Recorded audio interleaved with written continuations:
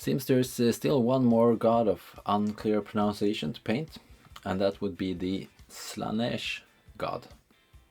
There are like two A's in there. I suppose it's like a long A, Slaanesh. Anyway, as usual, I think you're smart enough to understand which one I mean, and as usual, it will be simple and quick enough to be fitting for troopers, while at the same time being grim and dark enough to fit in an armor with a Grimdark vibe. Yeah, let's get painting.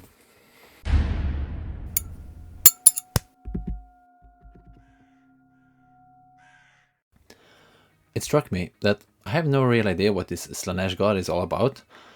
Luckily, this army book provides a clear description. It is the Lord of Pleasure and prefers blue, purple and pink. This showcase warband has contrast between pale skin and dark armor, which is nice, I would say, but we have no skin. So let's work with pink instead. I really do pink. Can you make a pink miniature Grimdark? Let's find out. The base is the ever so common spray of black plus Senetol using white. Not much to talk about here. There's more to talk about when it comes to today's colors.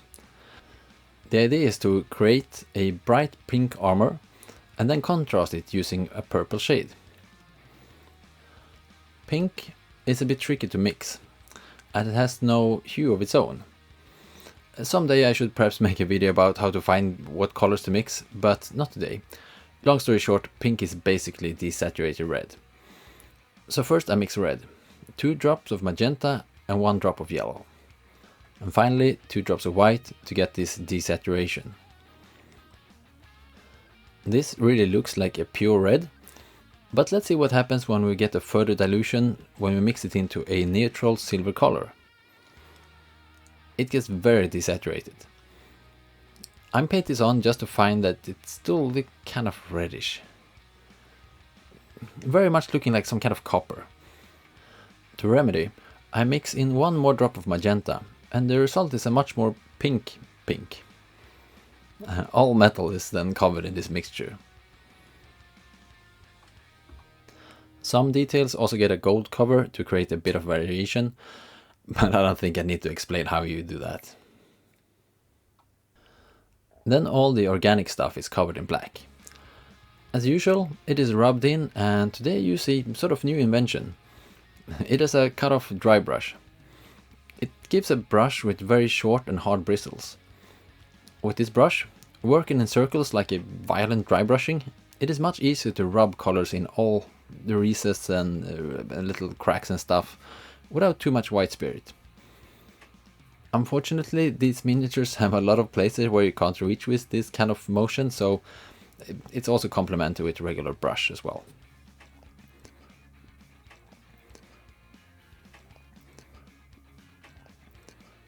You then wipe the stuff off, as usual. Dry where you can, and spirits where needed. I've covered this pretty much in all of the other videos, so I'm not explaining this once again. Next up is purple oil, which incidentally sit on the other side of magenta in the color wheel. That means 2 parts magenta and 1 part blue. I really should make a video about how I find these ratios in a simple manner, but that's for a later stage. The inside of the cloak and the shield are then covered in this, regular oil color. The outside of the cloak gets a stipple on all of the protruding parts. The ones that after a wipe should be less black. Then just use a large brush to blend it in. As usual, these cloaks are so easy to paint. In just a few seconds we can produce a dark black cloak with a sort of shade of purple in it. It's so easy. After that, all the armor is covered in purple in a more washy way and immediately wiped off to leave purple only in the recesses. I suppose you can do this as a wash instead, but I never had much success with washes, so I prefer to drench and then wipe. The shield then get the same treatment as the Tzeentch armor. I tried using a Q-tip and it worked quite well actually. In just a few seconds, the shield get a nice grungy gradient. The trim obviously need to be cleaned out, but it's raised, and using the right brush control, this is really easy. This is really where brush control shines. I would say it's much more important than diluting your paint, but that's just my personal opinion. The next step is pretty standard. Mix burnt umber and buff to make the organic things more organic. I've talked about this in previous videos and will not bore you with the details once more. But the gist is, take a bit of burnt umber, rub it in, then stipple on a bit of buff and just smudge it in there. Simple as that. The same goes for the basing. I will not explain it. It's exactly the same as usual. So let's just head straight over to the result.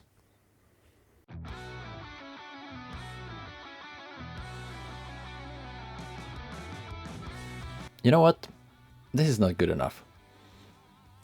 The other paint jobs have perhaps not been masterpieces as well, but they have been held back by trying to keep things simple. This is just a failure. Here we have no contrast, and that is one, if not the most important fundamental feature. You can sacrifice quite a lot for the sake of simplicity, but not contrast. It could perhaps be okay if it was the general scheme, but you know, flat armor visible right behind the grungy shield, it just looks, well, flat. I think I failed right at the start. The pink is too dull and too flat. You know what? Let's stop whining and fix it. To get the armor from a flat mid-tone to a sort of dynamic highlight thing, we need high value contrast. Let's see what silver metallic with just a hint of magenta can do. I'm sorry for the quality of the footage here. I mean, yeah, this is not supposed to be this way. Just pretend it didn't happen. Let's see. While we wait for things to get painted, you can push the like button if you do like this stuff. That helps me to evaluate the content.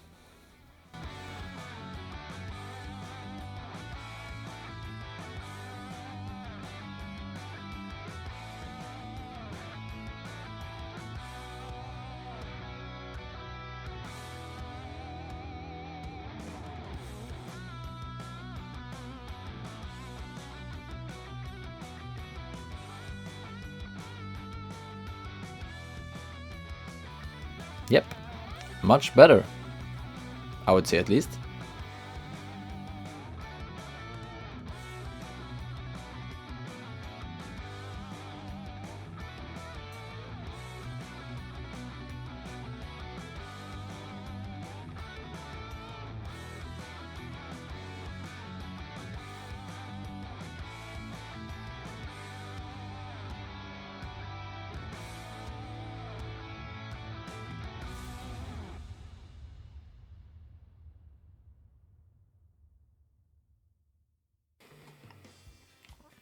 I'm not really happy with the result.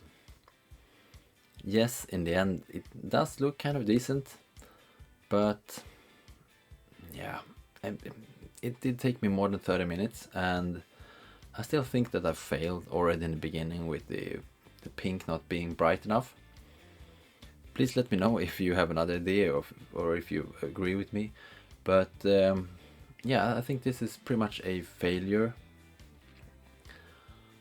I might also be a bit pessimistic because, you know, I've been making videos for 4 weeks in a row, and it was an experiment, and I come to the conclusion that that's not really my thing. It is fun making videos, but it just eats too much of my hobby time. So I'll probably have to wait a bit for the next one. I mean, there's also Inktober is coming up, and that will eat a part of my hobby time as well. If you would like to see something that I painted on just, you know, paper, you find the same name on Instagram as well. It might be a link or something. I don't know if you can link stuff from here. But then there was one of my most trusted viewers, Matt, told me that there was a sort of fifth god. I checked it out. It apparently lost in the early days of some sort of copyright battle or something. It sounds fun to paint that one as well, but I think I'll have to wait for a while until I enjoy it again. because that's the most important part. Don't forget to enjoy your hobby. That includes me as well.